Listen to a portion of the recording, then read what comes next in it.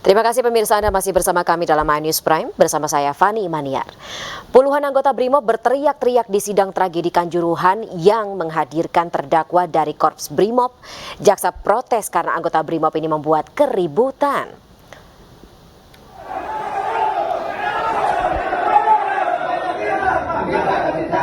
Sidang yang lain, bukan sidang ini aja, tolong.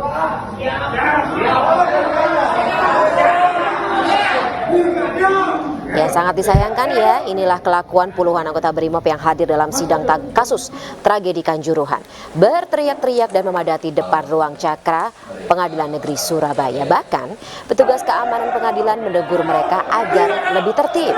Dalam sidang hari ini, 3 terdakwa anggota polisi dihadirkan, yaitu AKP Hasdarmawan, ex-Danki 1 BRIMOB Polda Jatim, AKP Bambang Sidik, ex-Kasat Samapta Polres Malang, serta Kompol Wahyu Setio Pranoto, ex-Kabak Ops Polres Malang. Puluhan BRIMOB ini memang bertugas di PN Surabaya karena pengunjung sidang lebih banyak, sedangkan teriakan mereka merupakan bentuk dukungan terhadap para terdakwa.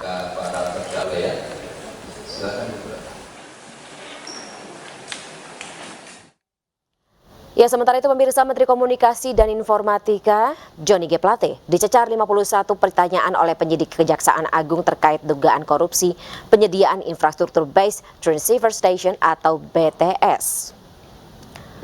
Menteri Komunikasi dan Informasi atau Menkominfo Johnny G. Plate hari ini diperiksa sebagai saksi pengadaan BTS 4G dan infrastruktur pendukung paket 1, 2, 3, 4, dan 5 Badan Aksesibilitas Telekomunikasi dan Informasi Bakti Kementerian Kominfo.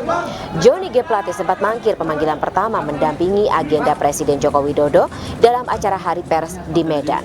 Kejaksaan Agung sendiri telah menetapkan 4 orang tersangka dalam kasus dugaan korupsi BTS.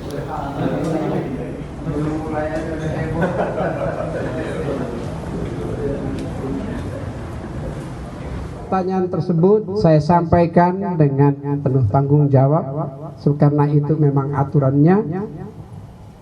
Secara khusus yang terkait dengan tugas, fungsi, kewenangan sebagai Menteri Komunikasi dan Informatika Republik Indonesia. Namun demikian, apabila Kejaksaan Agung masih membutuhkan keterangan-keterangan, maka tentu sebagai warga negara dan sebagai pimpinan kementerian, pembantu presiden di bidang komunikasi dan informatika, saya akan tetap menghormatinya dan melaksanakan. Kita ke informasi lainnya pemirsa, aksi nyata kembali ditunjukkan oleh Partai Perindo untuk mengembangkan usaha kecil. Kali ini Partai Perindo memberikan bantuan modal usaha dan gerobak Perindo kepada pedagang kecil di kota Wonosobo, Jawa Tengah.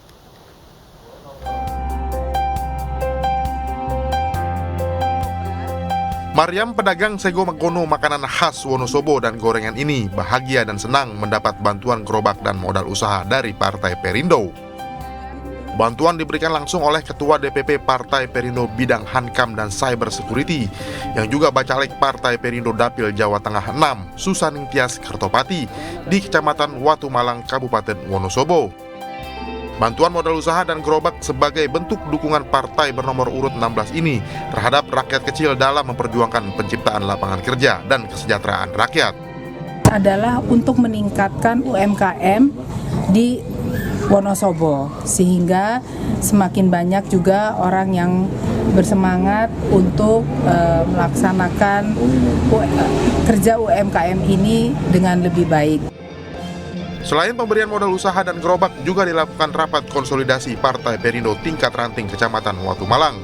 Rapat konsolidasi ini bertujuan untuk penguatan struktur serta menyusun strategi pemenangan. Dari Wonosobo, Jawa Tengah, Didik Dono Hartono, iNews melaporkan. Kita ke kasus pengemudi arogan yang ngamuk merusak taksi online. Giorgio Ramadan telah ditetapkan menjadi tersangka dan juga ditahan. Selain karena sikapnya yang arogan, nama Giorgio Ramadan ini ternyata masuk dalam daftar kriminal di Ukraina.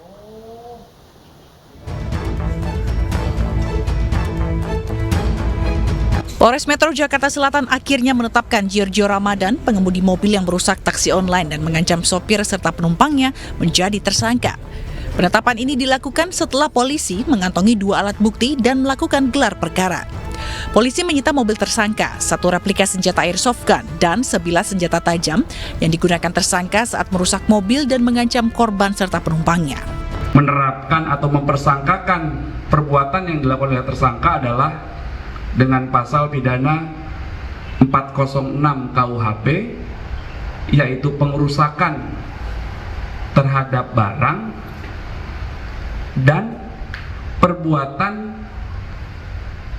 ancaman kekerasan yang dilakukan oleh tersangka terhadap orang sebagaimana diatur di pasal 335 ayat 1 KUHP.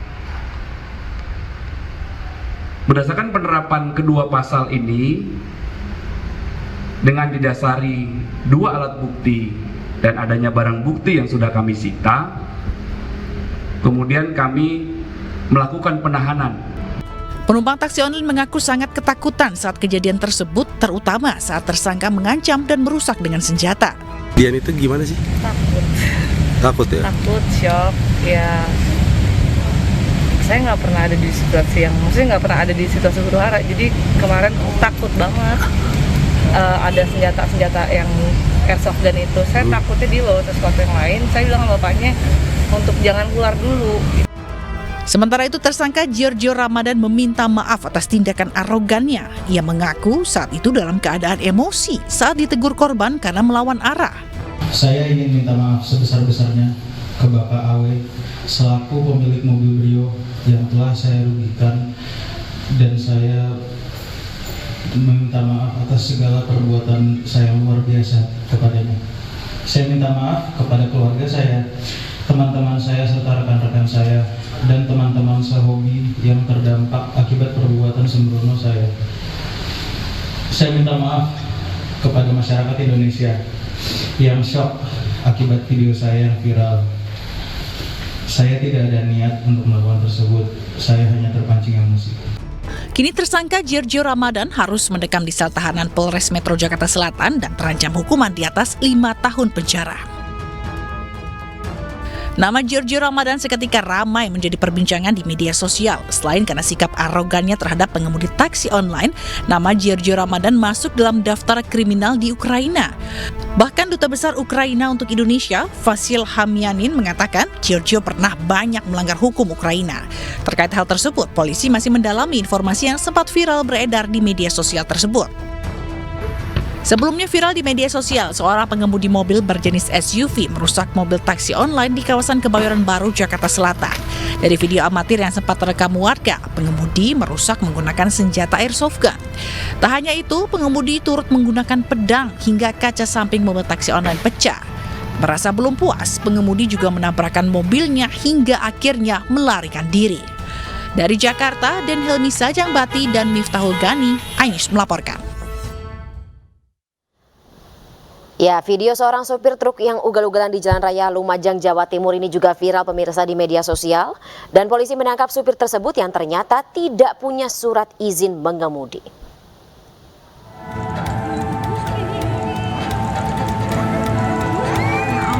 Inilah video viral sebuah truk bermuatan pasir yang melaju zigzag dengan kecepatan tinggi di Jalan Raya Lempeni, Kecamatan Tempeh, Lumajang, Jawa Timur. Akibat aksinya, sejumlah pengendara lain ketakutan karena truk kerap oleng dan nyaris terguling. Polisi dari Satuan Lalu Lintas Polres Lumajang langsung mencari pelaku hingga akhirnya berhasil mengamankan truk berikut sang sopir.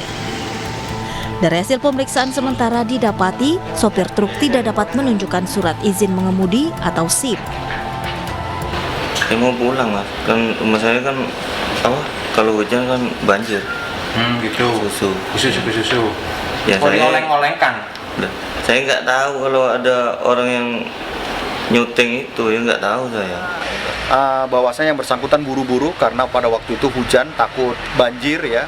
Dia mau mencoba sekali lagi iritasinya karena itu berada di jalur banjir lahar dingin ya.